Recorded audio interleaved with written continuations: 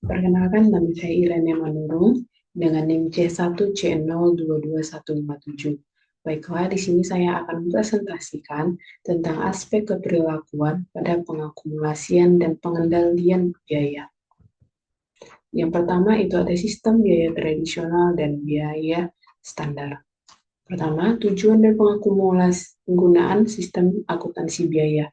Akuntansi biaya mengidentifikasikan, mengakumulasikan, dan melaporkan berbagai elemen biaya yang berkaitan dengan produk barang atau penyerahan jasa. Akuntansi biaya memiliki dua tujuan, melalui akumulasi biaya untuk penilaian, persediaan, dan penentuan laba. Akuntansi biaya melayani kebutuhan penggunaan eksternal seperti pemegang saham, kantor pemeriksaan pajak, dan kreditor. A. Sistem biaya tradisional atau historis. Istilah tradisional atau historis mengacu pada sistem biaya yang membatasi input pada biaya historis dan mengusahakan penyerapan penuh atas biaya tetap dan variabel oleh unit produk atau jasa. Yang B. Sistem biaya standar. Sistem biaya standar mencerminkan pencampuran yang potensial efektif dari akuntansi dengan konsep pengendalian dari teori organisasi modern. Biaya standar adalah sasaran biaya per unit produk atau jasa yang ditentukan sebelumnya secara ilmiah yang dikembangkan melalui studi teknik atau akuntansi. Teknik dan akuntansi. Selanjutnya yang kedua, perhitungan biaya langsung atau variabel. Poin yang pertama, filosofi yang mendasari. Semua metode akuntansi biaya tradisional sesuai dengan konsep biaya tersebut, membedakan unit produk atau jasa dengan biaya penuh. Yang kedua, dorongan keperilakuan. Konsep, prinsip, dan taktik akuntansi memengaruhi pengukuran kinerja manajerial dan konsekuensinya, keputusan manajemen. Yang ketiga, pengendalian biaya.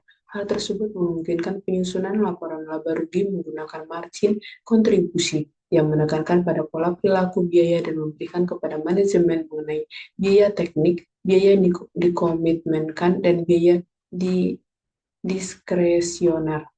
Dan yang terakhir, pengambilan keputusan. Di samping menekankan perbedaan antara biaya tetap dan biaya variabel, serta memberikan informasi biaya diferensial dalam situasi pengendalian keputusan tertentu, perhitungan biaya langsung atau biaya variabel memberikan informasi penting lainnya kepada manajer. Poin kedua itu ada aspek keberlakuan dari langkah akuntansi biaya yang dipilih. Satu, aspek keperilakuan dari langkah akuntansi biaya yang dipilih. Elemen yang paling berpengaruh dalam menentukan keberhasilan atau kegagalan sistem biaya adalah standar yang digunakan sebagai kriteria kinerja. Dua, partisipasi dalam penetapan standar. Dalam salah satu studi empiris, mereka menggunakan teori disonasi kognitif atau mendapatkan lebih banyak wawasan mengenai kenapa partisipasi lebih efektif dalam penerapan standar kinerja. Dalam konteks penerapan standar, teori ini mengimplementasikan bahwa jika manajemen menginginkan komitmen yang lebih yang pasti terhadap standar, maka individu yang dikendalikan harus memiliki pilihan atau kemauan. Yang ketiga ada penyerapan overhead. Praktik umum untuk membedakan overhead manufaktur tetap dan variabel ke produk pada tarif estimasi yang didasarkan pada tingkat kapasitas yang telah ditentukan sebelumnya. Dan yang terakhir, ada alokasi biaya tidak langsung dalam riset yang didukung oleh National Association of Accountants atau NAA. James Friedman dan Sue S. Leo menemukan bahwa perusahaan responden membedakan dengan tegas dua jenis biaya tidak langsung, biaya jasa korporat dan biaya administratif korporat. Dan poin yang terakhir yaitu analisis varians. Unsur utama dari pengendalian biaya adalah perbandingan secara periodik antara biaya aktual dengan sasaran biaya yang sudah ditentukan sebelumnya, baik dalam bentuk anggaran maupun standar. Perbandingan tersebut juga akan menghasilkan sejumlah varians karena mustahil bahwa biaya aktual yang terjadi akan setara dengan standar atau anggaran dari elemen operasional yang akan dikendalikan. Varians tersebut dapat merupakan hasil dari berbagai penyebab, berbagai penyebab. Beberapa di antaranya dapat dijelaskan dan dikendalikan, sementara yang lain tidak dapat dijelaskan maupun dikendalikan. Ada dua